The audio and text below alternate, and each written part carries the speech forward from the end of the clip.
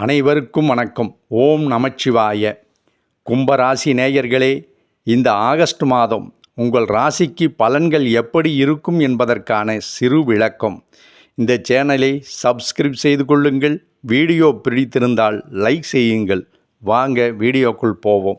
கும்பராசி நேயர்களே, சவால்களையும் அதே நேரத்தில் புதிய வாய்ப்புகளையும் தரக்கூடிய ஒரு கலவையான மாதமாகவே இந்த மாதம் இருக்கும். ராசி அதிபதி சனி 2ஆம் இடத்தில், அதாவது வாக்கு தனஸ்தானத்தில் சஞ்சரிப்பதாலும், குரு 6ஆம் இடத்தில் இருப்பதாலும் நிதானமும் திட்டமிடலும் இந்த மாதத்திற்கு மிகவும் அவசியம்.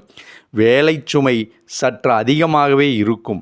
மேலதிகாரிகள் மற்றும் சக ஊழியர்களிடம் பேசும்போது கவனமும் நிதானமும் தேவை. அவசரப்பட்டு வேலை மாறும் முடிவுகளை எடுக்காமல் தற்போது இருக்கும் இடத்தில் பொறுமையை கடைப்பிடிப்பது மிகவும் நல்லது. தொழிலில் போட்டிகள் நிலவினாலும் உழைப்பிற்கு ஏற்ற பலன் கிடைக்கும்.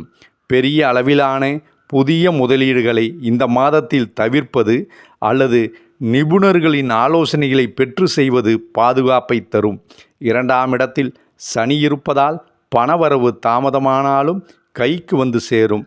எதிர்பாராத குடும்ப செலவுகள் வரக்கூடும் என்பதால் வரவு செலவில் திட்டமிடல் அவசியம்.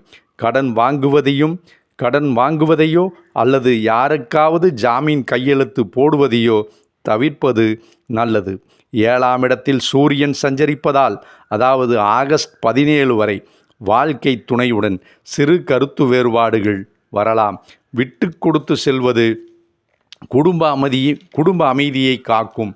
ஆகஸ்ட் 17க்கு பிறகு நிலைமை சீராகி குடும்பத்தில் சுப காரியங்கள் தொடர்பான பேச்சுகள் நல்லபடியாக முடியும். உணவு பழக்கத்தில் கவனம் தேவை. செரிமான கோளாறுகள் அல்லது கண் தொண்டை சார்ந்த சிறு உபாதைகள் வரக்கூடும். தியானம் மற்றும் சீரான நடைப்பயிற்சி மன அழுத்தத்தை குறைத்து உடல் ஆரோக்கியமாக வைத்திருக்க உதவும். வியாழக்கிழமைகளில் தட்சிணாமூர்த்திக்கு மஞ்சள் மலர்கள் சாற்றி நெய் தீபம் ஏற்றி வழிபடுவது சுப பலன்களை தரும். சனிக்கிழமைகளில் ஆஞ்சநேயரை வழிபடுவதும் ஏழை எளியவர்களுக்கு உணவு வழங்குவதும் தடைகளை நீக்கி வெற்றியை தரும். ஓம் நமச்சிவாய. நன்றி, வணக்கம். இந்த சேனலை சப்ஸ்கிரைப் செய்து கொள்ளாதவர்கள் செய்து கொள்ளுங்கள். நாங்கள் போடும் அனைத்து பதிவுகளும் உங்களை வந்து சேரும். உங்களுக்கு பிடித்திருந்தால் லைக் செய்யுங்கள். நன்றி. ஓம் நமச்சிவாய.